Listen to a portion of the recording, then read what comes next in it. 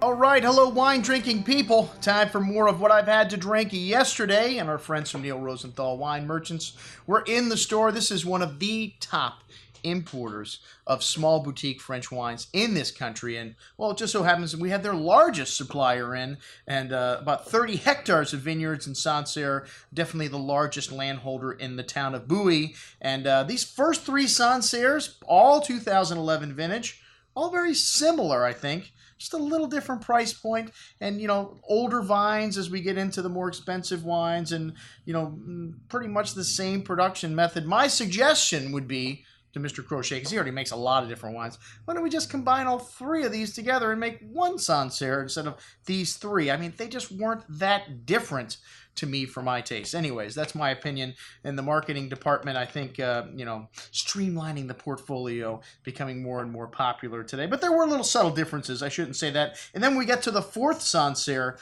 This wine is on Kimmeridgian instead of Oxfordian soil. So definitely a difference, a major difference in this fourth wine. And, well, the price also a major difference. Anyways, the Crochet Sancerre, the one that we have here in the store, this one's got a nice bouquet here, typical, that green peppercorn kind of spice that you get from these wines. Some people say green grass, but I didn't get grass here. A little melon, kind of green apple, and then some tropical passion fruit kind of notes. Very fresh and bright on the tongue with that lovely crisp green apple and refreshing lime citrus here, leaving that tongue salivating for food. Some light briny notes on the finish. A very good example of Sancerre from this juicy 2011 vintage. All right, the La Croix du Roi showing up next, and this is, as I mentioned, older vines from parcels maybe a little higher up on the hill in Bouy, and definitely a step up in concentration. You notice a little more intensity, still have that green peppery notes, some briny notes, green melon, apple, lime, citrus, some seashell kind of minerality showing as well. A similar wine, a little bit more weight on the palate,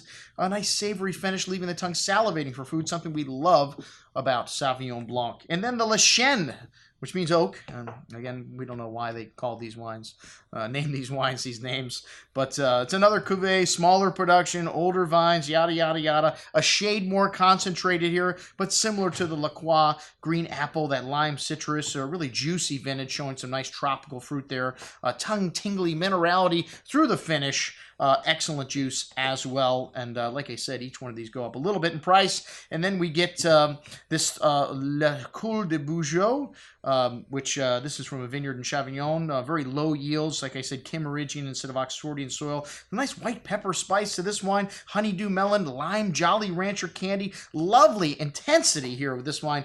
Very big with lots of kind of candied pink grapefruit. You get that lovely savoriness from grapefruit citrus here. Some green melon fruit, wild flowers, and more intense minerality here. That seashell note showing through the finish. Excellent juice at $58.75. And then into the Cuvée Prestige 2006, which this wine has got a little bit of age to it. We also had a 2006, which is a late harvest, the Vendage, which is named after the day they harvested. Kind of interesting. The 10th of October, this wine is called. And the first wine, the Cuvée Prestige, is two very old parcels in the town of Bouy. This wine's got a slight honeyed character to the candied lime and kind of chalky mineral notes. Very intense bouquet of aromas. Really nice, pretty floral notes there as well. Tongue-tingly minerality in this wine. An array of tropical fruit, fresh floral notes, and that chalky minerally note through the finish. Excellent juice. It's 73 and a quarter, maybe a little pricey. What does this guy think he is? Didier or Dagenot? Anyways, the late harvest one, most excellent. This is definitely the best wine here, the most intense, and like I said, they pick it cluster by cluster, named after the date of the harvest here. Really pretty nose here. A lot of that honey character showing up to this wine. Melon, papaya, mango, tropical fruit. Really rich on the tongue. Definitely ratcheting up the intensity here. Smooth and creamy texture. Very concentrated, kind of candied orange and passion fruit on the finish, along with a pretty perfume note. Very long and luscious. Most excellent juice at $94.50. And then a couple of red wines from the first one from the 2009 vintage, La Croix du Roi, and this one's from 40% stainless, some younger vines. Got a good amount of kind of dried floral notes here, herbs, and a gravelly mineral nuance to that red cherry and cranberry fruit. Very bright style of Pinot, which is what you get here from the Loire Valley, with a nice touch of spice and smooth, silky tannins on the finish. Excellent juice at $40.75. And then the Cuvée Prestige, which the vines are 50 years old here, and 2005 vintage, so a couple more years in the bottle here. Supposedly this is the current release.